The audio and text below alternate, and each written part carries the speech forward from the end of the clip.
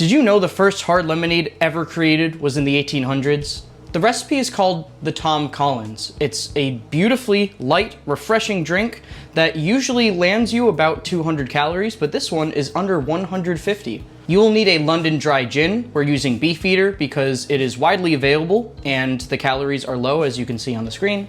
You'll need lemon juice. This is actually super juice, which we will include a recipe for in the description. This is sugar-free simple syrup, which is 0 calories per ounce, which is super helpful. And you'll need a club soda. That's also called seltzer water, or carbonated water, or fizzy water. You'll need to add some ice to your glass, 2 ounces of London dry gin, 1 ounce of lemon juice, 1 ounce of simple syrup, sugar-free, Water. and then about 3 ounces of club soda. You'll add a lemon wheel to the side, and 1 cherry, which you may not eat because it has 10 calories and then it would do bad things. Eat the dang cherry. Actually, I should have stirred it already, but you're stirring it to combine the flavors. Eat the cherry. Look at that. You're stirring the cherry and you're increasing my calorie intake. Yeah, it probably went up by like 1 from the residual. I can't believe this. I know. And now I'm going to serve it to my wife so she can tell us what she thinks about it. We will also be comparing it to the shaken version in a moment, so stick around for that. It looks like a little gumball.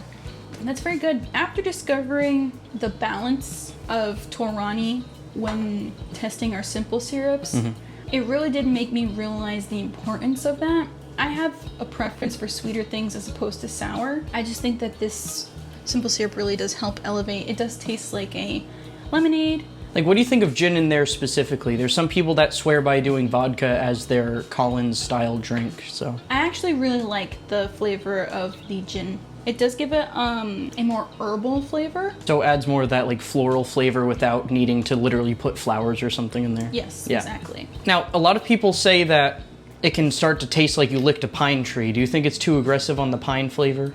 It's there, and when you said it, I kind of tasted it. I don't find it aggressive or abrasive at all. I don't know if I would order it, but if it was presented to me, I would drink it. All in all, good drink. I would give it a 7.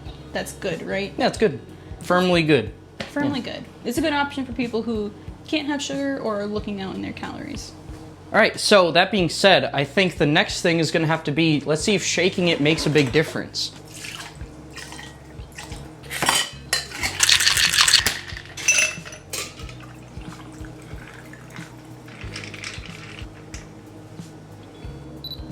Yeah?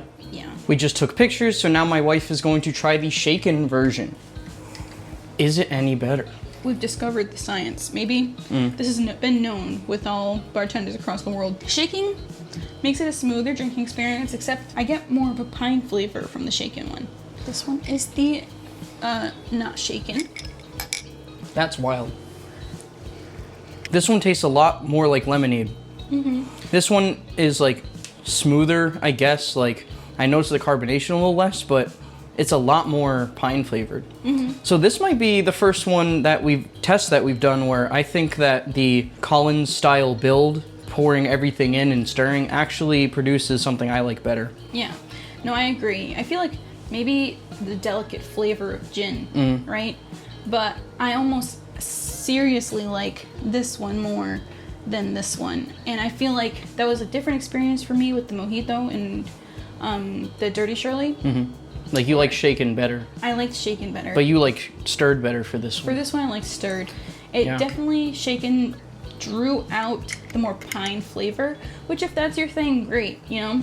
But it almost felt a little bitter, a little more like, it was pointy.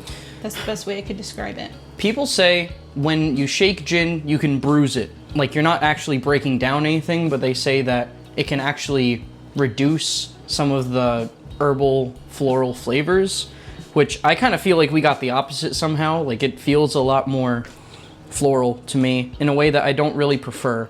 So this is one where I feel confident saying that the Collins style, the namesake, you make it all in the glass and you serve it, I think this works better.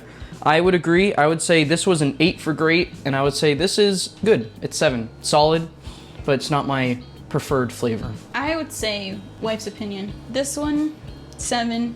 This one's 6. So this one's decent. Oh, so you lowered that one down further. I would. Okay. I would say this one I said 7 originally. Yeah, you so already it's said good. 7. So it's decent. It's definitely decent. I wouldn't say it's bad. I think gin is very perfumey. You know how some perfumes it's really alcohol strong? Mm-hmm. I almost got like that taste. Yeah. The gin that we chose, Beefeater, is known for being a little bit more pine forward, so you get more of that perfumey thing. The reason we go with it is it's pretty standard tasting, and the other gins typically have higher alcohol levels, so it's going to obviously give you more calories. So I feel pretty comfortable saying this is a really good standard gin for you to use, but do be aware that some cocktail recipes can show the pine more than you'd like, so you have to be careful with the way you make the drink. Be gentle with the gin. Don't bruise it. Don't bruise it. She's a gentle girlie. She is. All right, well, that being said, thank you for joining us. If you got value out of this video, you can use this video here, which YouTube thinks you will like. You can also subscribe over here. I hope I got that right. I think I did. And as always, you like that one better, right? Yes. Okay. Salud. Salud. Clink.